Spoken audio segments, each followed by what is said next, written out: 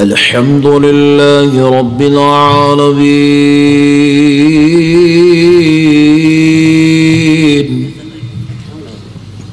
سبحان اللہ. والصلاة والسلام على سيد الأنبياء والمرسلين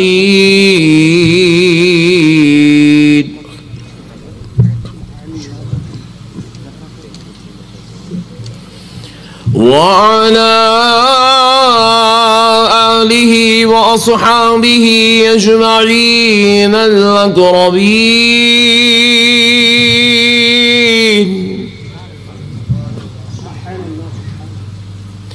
أشهد أن لا إله إلا الله وحده لا شريك له وأشهد أن سيدنا ونبينا ومولانا محمدا عبده ورسوله.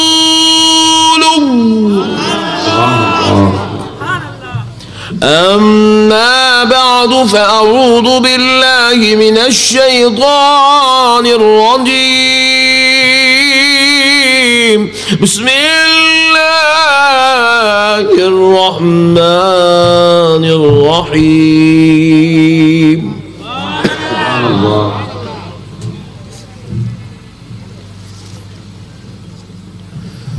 يا أيها الذين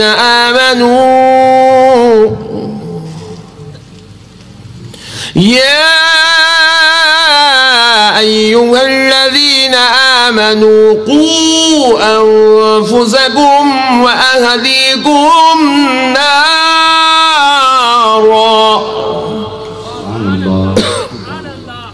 وقال الله عز وجل في كلام الله القديم والعظيم.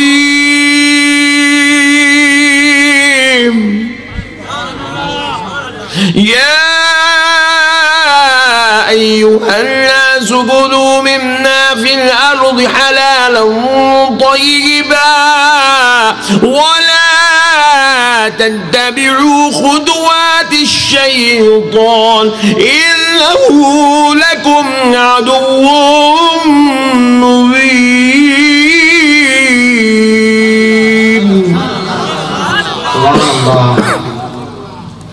صدق الله العظيم وبلغنا رسوله النبي الكريم ونحن على ذلك لمن الشاهدين والشاكرين والحمد لله رب العالمين.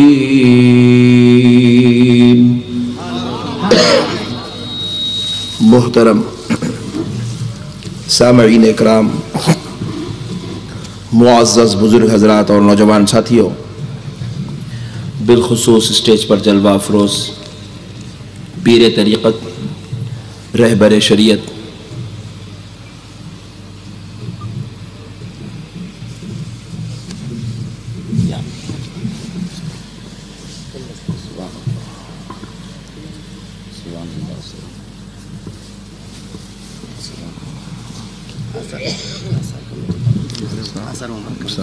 سبحان اللہ.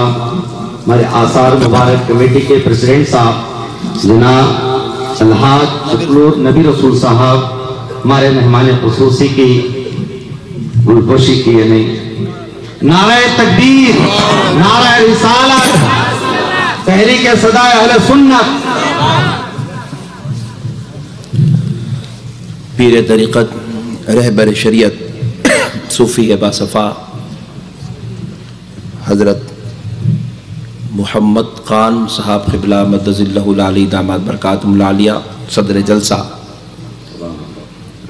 حضرت علامہ مولانا حافظ نور الحق صاحب قبلہ، حضرت علامہ مولانا فضل الرحمن صاحب قبلہ، حضرت علامہ مولانا سید رحمت اللہ قادری صاحب قبلہ، حضرت علامہ مولانا ہارون اشرفی صاحب قبلہ، حضرت علامہ مفتی محبوب رضا صاحب قبلہ، حضرت علامہ حافظ وقاری ایوب صاحب قبلہ قدس اللہ العلی داماد برکاتہم العالیہ، و جملہ علماء تحفظ اہل سنت، وہ جمیع منتظمین صدائے اہل سنت، وہ اننت پور کے دانشوران قوم و ملت۔ آج بے انتہا خوشی ہوئی کہ اننت پور کی اس مقدس زمین پر رسول اعظم رحمۃ للعالمین صلی اللہ علیہ وآلہ وسلم کے عشاقان رسول کے درمیان حاضر ہونے کی سعادت اور توفیق نصیب ہوئی ہے۔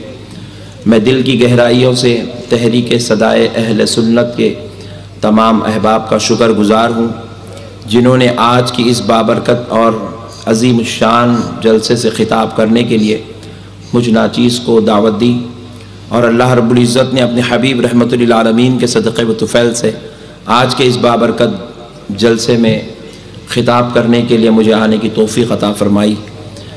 معزز سامعین اکرام، میں ادباً ملتمس ہوں تمامی حضرات کا، یہ جو جگہ بیچ میں بنی ہوئی ہے، آپ حضرات اگر اس جگہ کو، یہ جو راستہ بنا ہوا اس کو اگر آپ فل اپ کر لیں تو انشاءاللہ تعالی کوئی جا بھی نہیں سکے گا، اور اگر شیطان آنا چاہے تو آ بھی نہیں سکے گا۔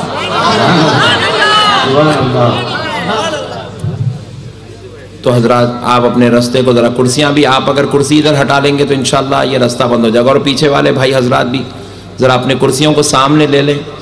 ماشاءاللہ آدھے کلومیٹر تک جلسہ نظر آ رہا ہے۔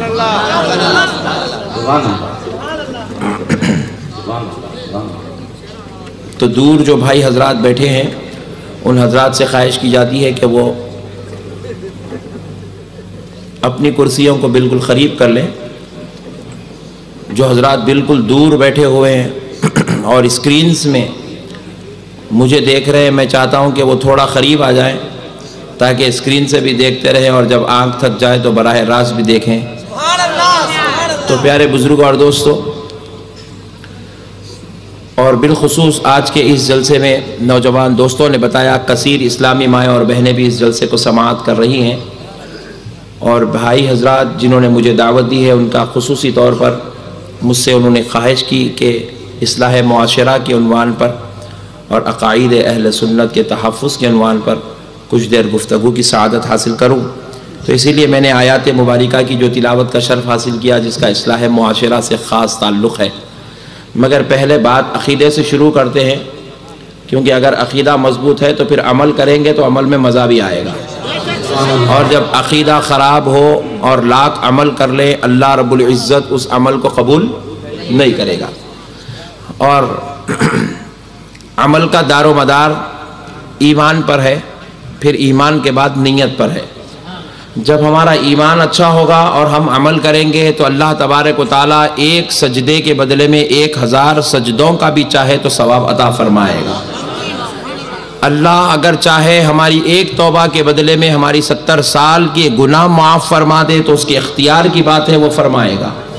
معزز سامعین اکرام، بس شرط اتنی ہے کہ بندے کو چاہیے کہ اپنے ایمان کو مضبوط کر لے، اور ایمان نام کس کا ہے پہلے آج اس کو سمجھ لیتے ہیں۔ اکثر لوگ کہتے ہیں کہ بھائی میں بھی ایمان والا ہوں، بازو والے بھی بول رہے ہیں میں بھی ایمان والا ہوں، پیچھے والے بھی بول رہے ہیں میں بھی ایمان والا ہوں، سامنے والے بھی بول رہے ہیں میں بھی ایمان والا ہوں۔ 2 سال ہوا بعض جماعتیں بن کے ان لوگ بول رہے ہیں ہم بھی ایمان والے ہیں، بول رہے ہیں۔ ارے میں بولا کہاں سے آ گئے رے بھائی تم لوگ؟ ابھی دودھ نہیں چھوٹا ہو جماعت کا،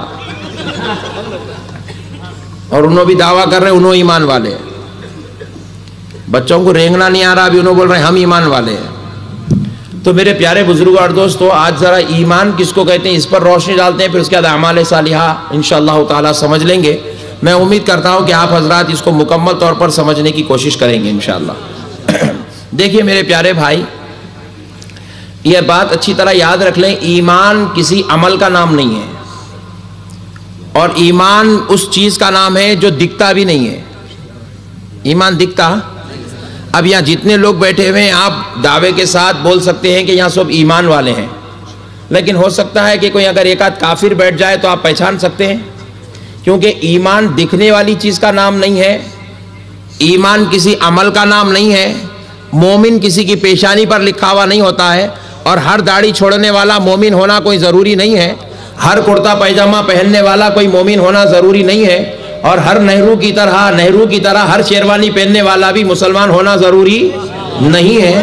میرے پیارے بزرگوں اور دوستوں، سکھوں کی طرح ہر پگڑی بننے والا بھی مومن ہونا ضروری نہیں ہے، ایک مٹھی داڑھی چھوڑ کر مسلمان ہونا ضروری نہیں ہے، ناف کے نیچے تک بھی داڑھی چھوڑا تو مسلمان ہونا ضروری نہیں ہے، محلے میں کھٹکے مارا بھی تو مسلمان ہونا ضروری، 4 مہینے کے لیے غائب ہو گیا بھی تو مسلمان ہونا ضروری نہیں ہے۔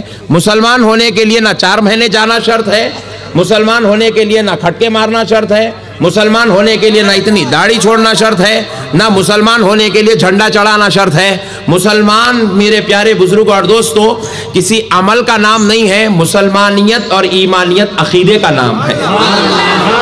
ایمان عقیدے کا نام ہے۔ کس کا نام ہے ذرا بولیں، ذرا زور سے بولیں، عقیدے کا نام ہے۔ ٹوپی پہننے سے آپ مومن نہیں ہوتے، ٹوپی پہننے سے مومن